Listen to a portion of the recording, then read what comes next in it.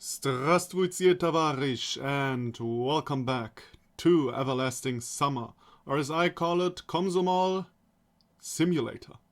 Alright, so last time I did the very first ending, and actually I planned to do a little review of the game, because there are a few new things that popped up to my mind that I actually think one could talk about, but then I thought, nah, let's first play all the endings and see the whole thing, and afterwards I still can make a review and tell you my thoughts and stuff like that.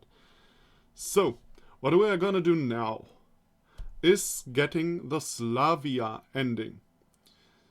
I know that there are good endings and bad endings for Slavia, Lena, Uljana, and Alisa. And I know how to get to them now. And especially in Slavia's case, it's quite ridiculous, I have to say, but you know, what can you do? Yeah, and that's what we're going to do. We're going for Slavia. I know, usually you should do the one you really want in the end, but I want to do first Slavia, and then we get all the other endings. So, I had 5 points for Slavia. You needed 6. So that made me very angry. That made me very, very angry. So, we are right here, we are after the card game. We lost, and instead of going to the beach, what I did, because I thought Slavia said I like to swim, therefore I went to the beach. No, you go to the bus stop and there you meet her. For reasons I am not too sure about, but that's what we're going to find out right now. The events of the past day kept flashing brightly in my head. The damned useless checklist, the stupid tournament. Right now, I don't want to do a single thing or to talk to anyone. I don't even want to start thinking about my current situation. I came to the square and take a seat on the bench while staring at the Genda statue. I don't know how long I was sitting like this, but finally crickets chirping brought me back to reality. I got up and blindly walked in a random direction. The bus stop. Somehow, for the second day in a row, I find myself at this place. Maybe subconsciously, I feel that the bus will be waiting for me here to take me back to the real world. Very unlikely. That's actually how it is, just saying. On the other hand, why not? It got dark already. By the way, I didn't look at the bad end of Semyon. I mean, I don't really have the feeling that I need to do it. If you really want me to see the bad ending of Semyon, I can do that as well. But first of all, I'll do all the girls' endings. And I try to get the good endings, but I haven't spoiled myself for the good endings or how to get the good endings or the bad endings, except for Lena. I somehow read how to get the good ending for Lena, so that is a bit unfortunate, but except for that, I am not spoiled. Just saying. It got dark already. I was just standing there and gazing at the sky. Astronomy has never attracted me so much as astronautics. I think you need a little bit of knowledge for astronomy to become an astronaut. Also, a cosmonaut? Like, isn't that what you what you want to become as a Russian? I mean, maybe NASA will hire you, but I personally think that is kinda unlikely. And anyway, right now they are not flying anywhere. You should probably stay in your home country and serve your outer space program. It always has been more interesting to look at the pictures of far constellations, nebula, and galaxies made by artists than to try and figure out how to measure angular velocities and masses of stars. Wait a minute. Astronautics? Is he talking about astrology? Is astronautics a different word for astrology and I'm stupid? Oh well, I don't know, but he's probably talking about astrology. But certainly I would be able to find the Great Bear constellation. But if I get lost in snow forests, my only way to find out the way out would be that little knowledge about moss growing on the north side of a tree. However, I still don't think that would help me to get out, probably. I was about to head back to the camp when all of a sudden I caught a noise behind the gates. Who is it this time? Near the clubhouse it seemed like somebody was walking down the path to the forest. It was so dark that I could not see that I could see nothing but a blurred shadow. I wondered who could be out so late at night. A pioneer breaching discipline. By the way, by now I'm really sure that the right pronunciation is pioneer, but I'm going to say pioneer because I said it all the time. I followed the mysterious shadow rapidly, but still carefully. I was moving from path to path, and after a while I found myself in the depths of the forest, finally losing sight of the stranger. Maybe I should turn back. The trees parted before me, and a magnificent view of a small forest lake struck my eyes.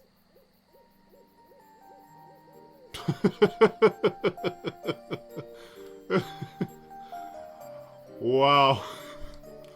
Yeah, happens all the time. Half-naked women dancing in the forest. And then I noticed Slavia. She was skipping and fluttering about, letting her neckerchief loose and her shirt fly up in the air.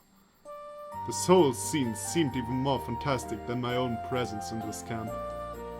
Slavia looked like a spirit of the forest, or perhaps a nymph. Wow, I have the feeling this is really, really loud. I hope it's not too loud for you guys. She looked so natural, more like an ancient goddess than a human being. I remembered all the theological theories which I read some time ago. This reminded me of pantheism, the idea that God is in all that is, everything that we see around.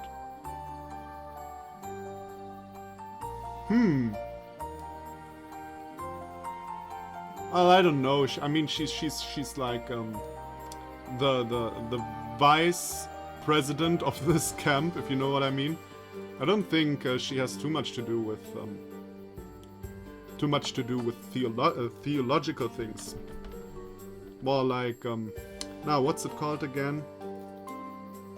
Yeah, my socialist knowledge is leaving me right now. Oh well, I'll come back to that. Yeah, but I don't think she has too much to do with God and things like that. On the other hand, by now we know that everything is going on in Semyon's head, so what the hell. Or by some supernatural power, who knows. What if it were not the aliens or a time warp, but divine providence that brought me here? Indeed, Slavia mentioned that she loves nature. So it turns out that even she is an enigma, isn't she? But then all her remaining clothes slipped to the ground and... What the fuck? Okay. I was not prepared for this. Slavia went into the water, naked. I was ashamed, but I just couldn't take my eyes off her. Slivery moonlight reflected off her wet skin, making Slavia look like an ancient Greek statue. They usually didn't have blonde hair, just saying. The Venus de Milo, maybe. No, she has too much arms for that. This scene was so fabulous that there was no room for carnal lust, only sublime admiration of true beauty. Yeah, I don't believe you for 1 second. I was simply admiring the perfection of Slavia's form and forgetting everything else. Maybe this isn't hell, but heaven. A branch treacherously snapped under my foot. Slavia turned around, but there was no way to recognize me in the darkness of the night. Or at least so it seemed. She rapidly rushed out of the lake, put on her clothes in a hurry and vanished from sight into the forest. I quietly went after her. Slavia was quietly trailing among the trees, choosing the easiest paths and gracefully avoiding sheared trees, pits and snags. It was a hard job to keep pace with her. Moreover, I definitely didn't want to get caught. Firstly, peeping is just no good. And secondly, in fact, it still remains to be seen what she was doing here. Although it somehow seemed to be innocent enough, it didn't seem to have anything to do with my presence in this world. It was just innocent.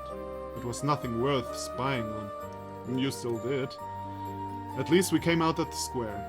Slavia stopped and turned around to face me. Did you think I didn't notice you? I was a bit confused, but I put on a mask of visible calmness. How long ago? I'm not sure. Slavia came closer. 5 minutes ago, maybe. So, even there at the lake. What lake are you talking about? Well... Slavia seemed to be sincerely surprised, so I simply couldn't figure out whether she was pretending that nothing has happened, or... Well, never mind. I made up my mind to behave like a gentleman, as gentlemanly as was possible in these circumstances, and said nothing. All right. Unacceptably easy, she agreed. Ah, that is strange. Okay. What a beautiful night. Slavia took a seat on a bench and looked up at the sky. I guess such nights are common here. Well, probably. Why so uncertain? I don't know, I just got lost in thought. Thinking about what? She stared at me like she was looking for something on my face, but then went back to stargazing. Now and then I fall into such a mood at night. During the day I'm wrapped up into work, with no time to relax, while at night it's so quiet here. If it wasn't for the crickets and the night birds, one would feel like being face to face with the universe. For some reason I didn't think of Slavia as someone who would talk about such matters. As for me, it's even too quiet here. Is it? Yes, really. Anything wrong with that? Well, all right. She stood up and quickly fixed her skirt. It's time to go to bed. Good night. I watched her walking away. Our talk might have been about nothing, but seems to me it had some deep and secret meaning, which could appear only here, only next to Slavia. Seems like, even in my situation, such moments of peace and serenity are absolutely necessary. They make me feel united with the universe. I'd even say vital, especially now. So that happened. I'm not sure how much time I spent sitting there, but after a little while I started to feel sleepy. I think now we make a cut, because now the stuff that we already know happens, and I do the second thing that I did wrong. And it wasn't as random, by the way, as go to the bus stop. This was actually my fault. So, what that was, you will find out in a second. Oh yeah, I forgot about this random bull. So, to get a dance in the evening with Slavia, I have to ignore Lena.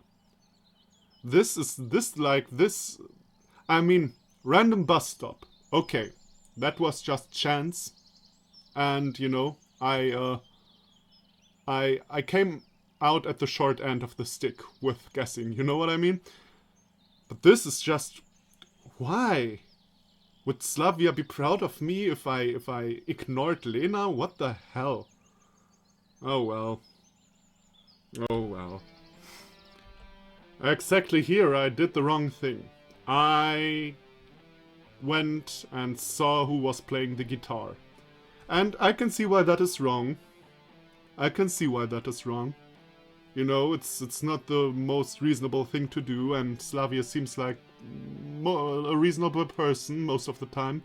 So I can see why that is a wrong decision for Slavia's path, or route. So, who cares? I'd better keep on looking for answers. Whoever that is, what is the big deal? I have better things to do. I came back to the leader's cabin.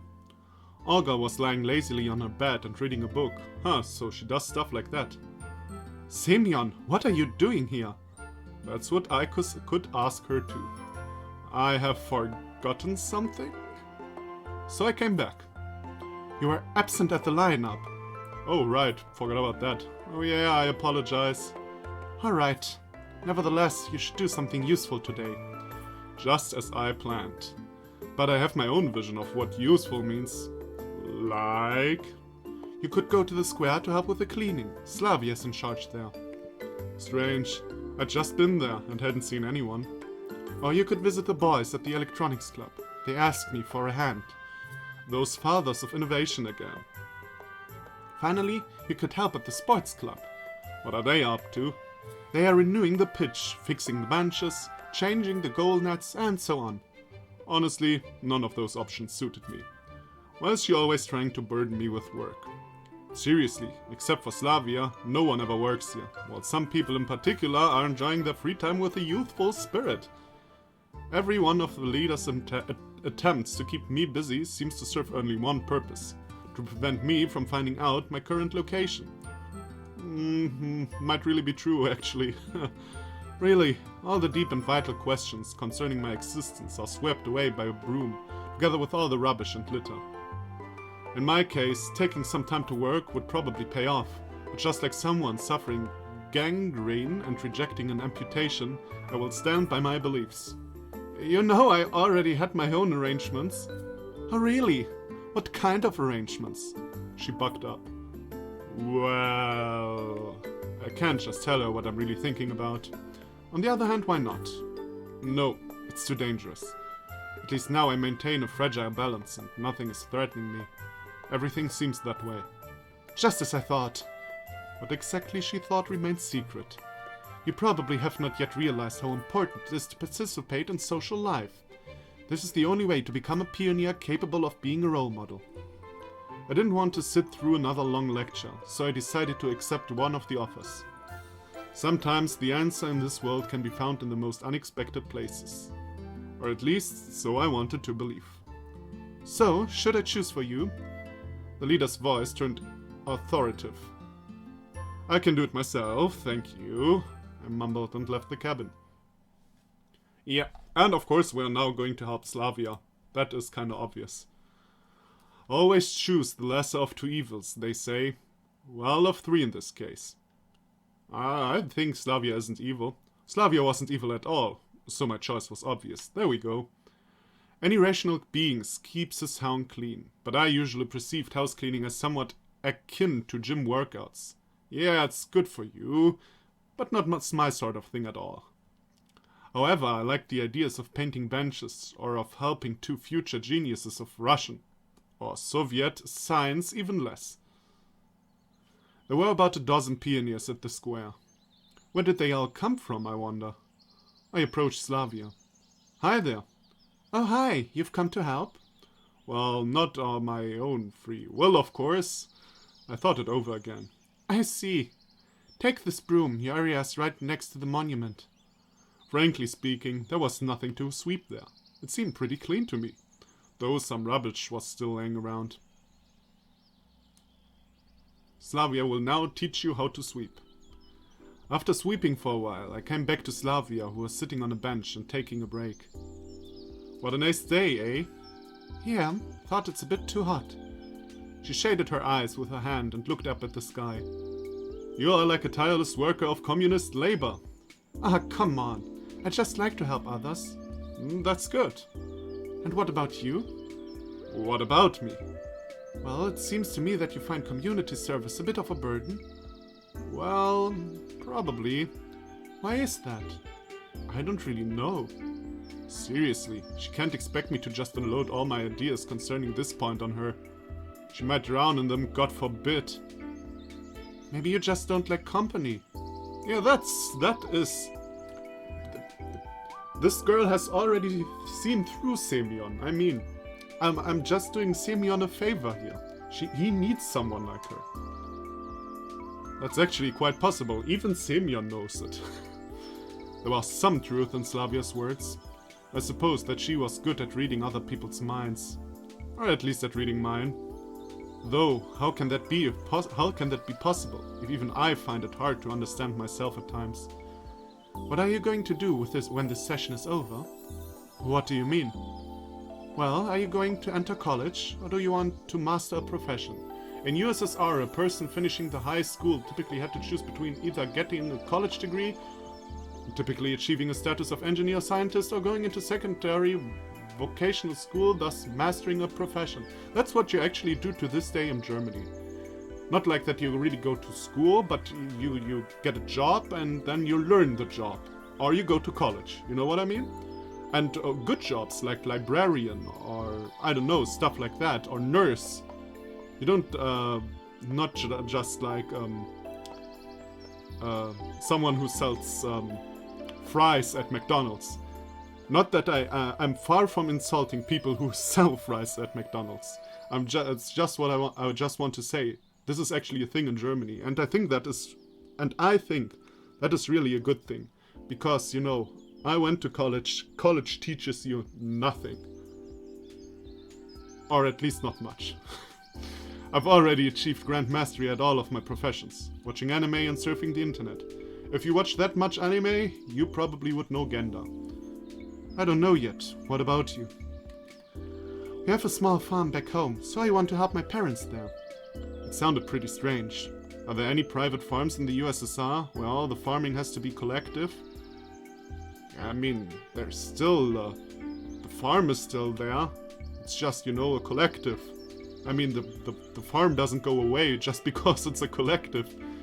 But I decided not to go into details. And what are your parents doing? My parents were not a good subject for discussion. It is not that my parents are not good. Quite the opposite. They are kind-hearted people. But it is not the right time for such a discussion.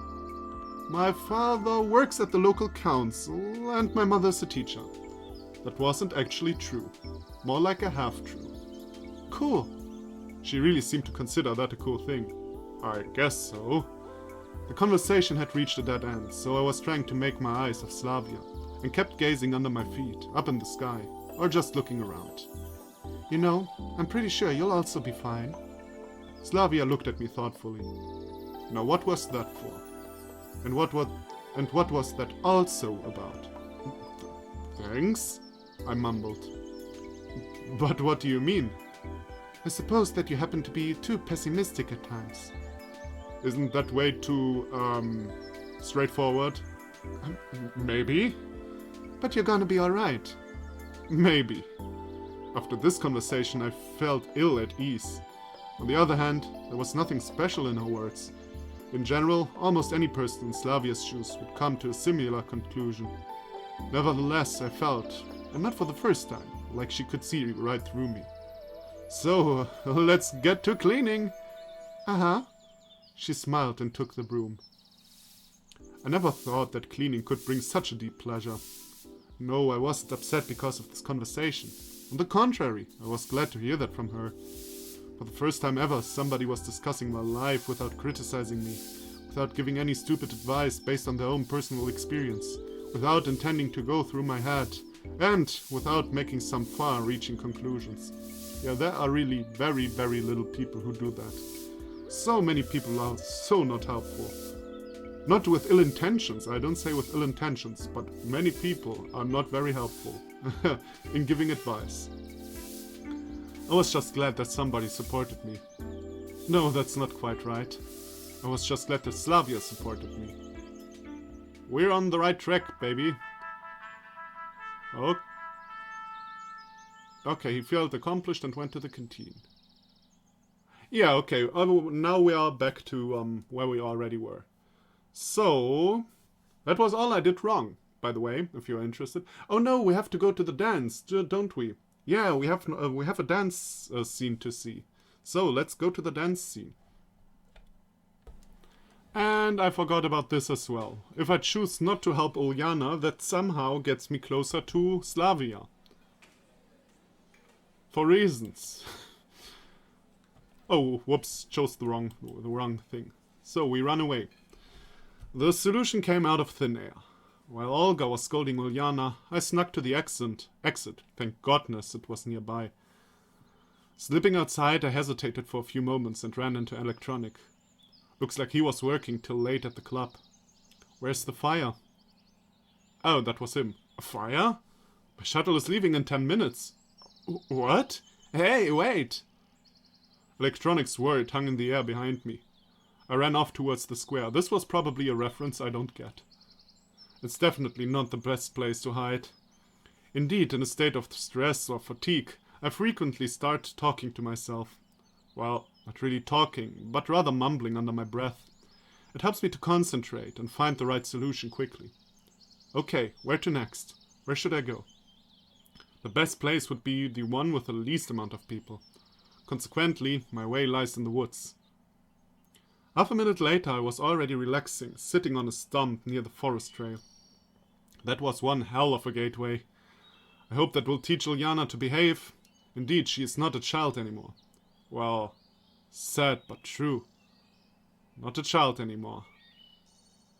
Now a thought crossed my mind. I might have sort of mishandled the whole situation. A fair share of that broken tableware is because of me.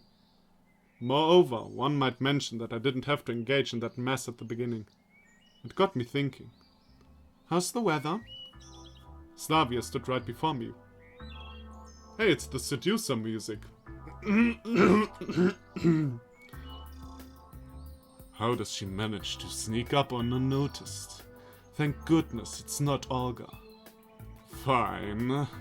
Just as fine as you, lady. Those were the only words I managed to squeeze out of myself.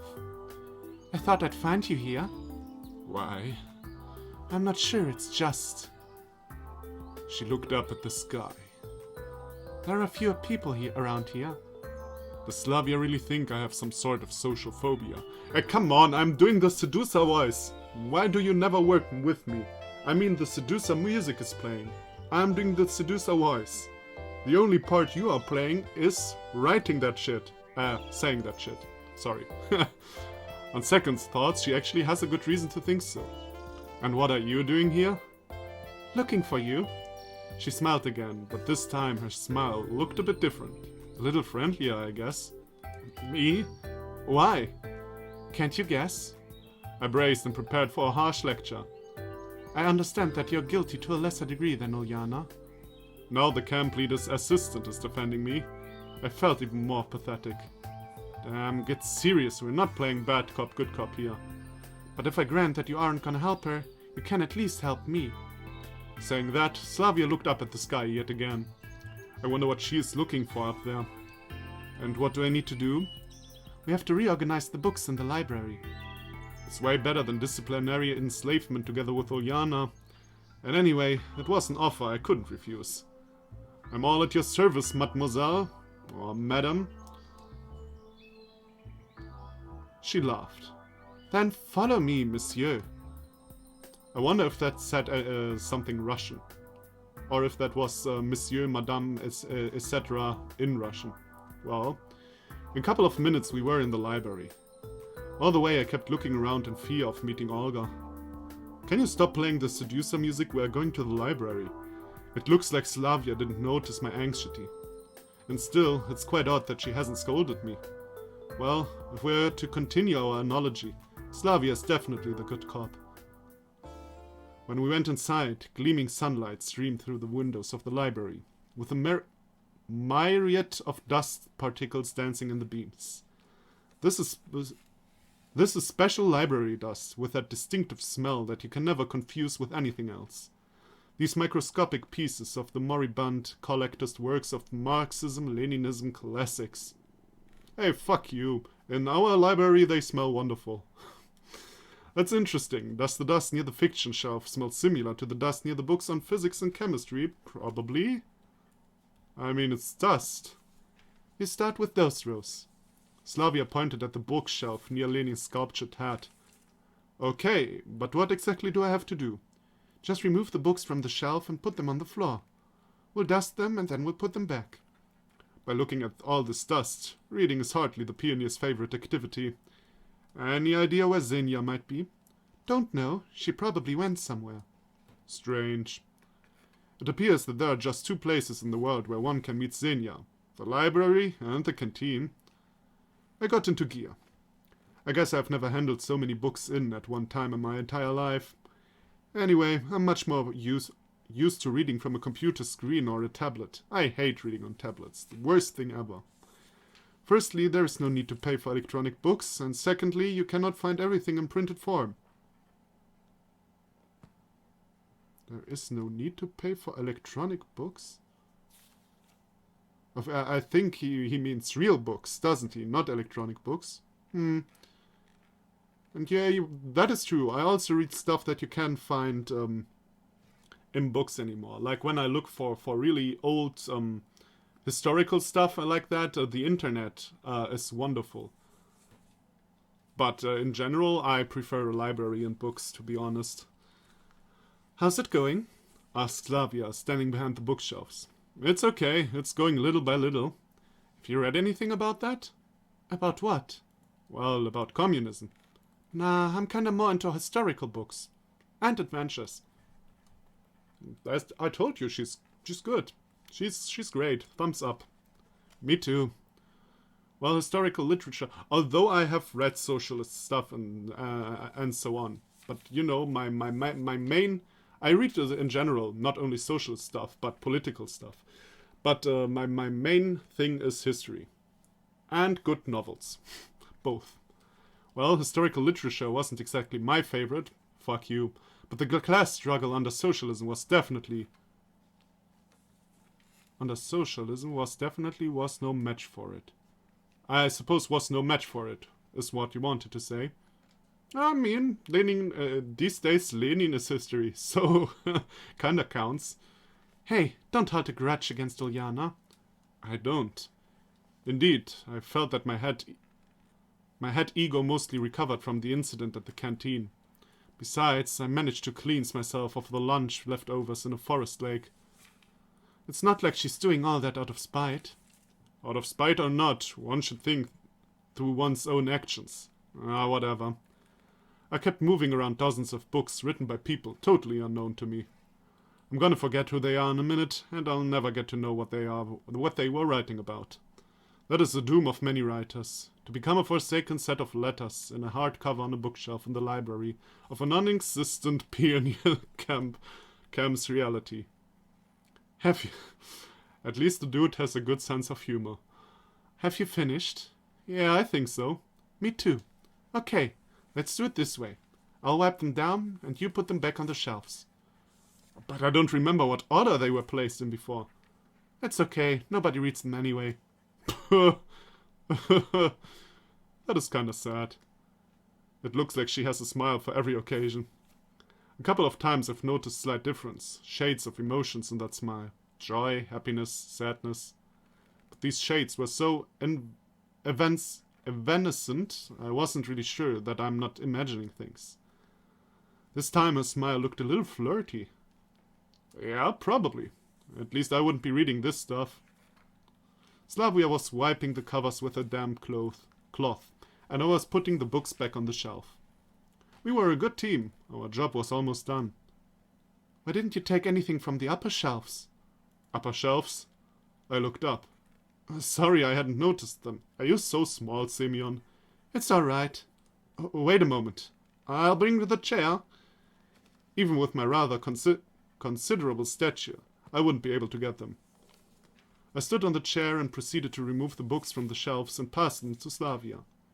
After a while, there were only about a dozen books left at the farthest end of the shelf. It looked to me like it wouldn't be hard to reach that far. I always been the type to take a larger bite rather than biting twice. Me as well. And taking that bite without moving the chair under me became a fatal error. Oh, we saw that in the Simeon end, when he saw all the pictures. We saw that picture. Opening my eyes, I found myself on top of Slavia. Are you alive? I got the fright of my life. Even if I'm only 17 now, falling off a chair onto a girl is something else. I'm fine. Her face was only an inch away from mine. Anything broken? I don't think so. It'd make a rather bad stuntman. She laughed. You bet. I looked into her eyes. Just looked. I wasn't sure what I should say. And Slavia either hesitated too, or just let me take the lead. At this rate, something might happen. Her lips were so close to mine. Natural desire started to wake in my body. But was it right? I had the urge to stand up, but was unable to do so. Slavia was just lying in silence and looking me straight in the eyes. All of a sudden, I noticed the bell ringing on the edge of my hearing. Still a trumpet, though. It's dinner time. Yeah. Shall we go? Or shall we lie here some more? She smiled again, and this time her smile seemed foxy to me, as if she was hinting at something. Let's go. I didn't move an inch. Well, if we are going to go, you need to get up first. Obviously. It felt like some invisible force was holding me in a place. Slavia seemed to recognize that and carefully slipped out from under me. Are you going to stay there? She laughed. Maybe he is. At that point, I finally came to my senses and stood up. I'm sorry. That's okay. But we haven't finished it all. We'll have to clean up the rest later. Yeah, sure. I stayed silent all the way to the canteen. Slavia rambled on about her life in the camp, but given that it was indeed a monologue, I wasn't paying much attention. Coming to the canteen, I saw Olga on the porch. Don't you have some explaining to do, young man? Now I remember what it was that I had forgotten. Nope. How was your cleaning duty? Good enough. That's not what Juliana told me. It was all her fault. And what did I tell you? I ordered you to clean it up together. And what were you doing? I didn't know what to say, as deep down I knew that she is right. Don't blame him. Simeon was helping me at the library. Oh, really? Yeah. Well, that's all great and stuff, but to cut a long story short, you won't get dinner tonight. How's that? Why? I protested. However, my protest looked more like a demand for a refill at the prison mess hall. Bold and daring, but still stupid and counterproductive. Hopefully that will teach you a lesson. At that instant, Olga looked more like an ancient Roman legionnaire commander than a tiny pioneer camp leader. I had no idea how to oppose her. Forgive him, and hold me responsible. The camp leader took her time to think it over. All right, if you say so. Thanks. Thanks. We hurried inside. Ah, I see. So, I thought she meant that she now gets no lunch or dinner or whatever. But it seems that she does get lunch, so everything is fine. Well, I'm gonna join the girls. We had a prior arrangement. Take care. She smiled and waved her goodbyes. Seriously, where would I be without her? There were no free places near Slavia, and besides, I hadn't been introduced to her friends. It seems that I will have to share a dinner table with Electronic and Shurik. There were no more places to sit. And we read that. Alright, I think we have now enough stuff for an episode. Next episode, we will go for to the ball, and afterwards we'll do the ending, or we'll start the ending, because I'm pretty sure we won't do the whole ending in an episode. So, thank you everybody for watching. Come back for the next part, and I'll see you then. Bye bye.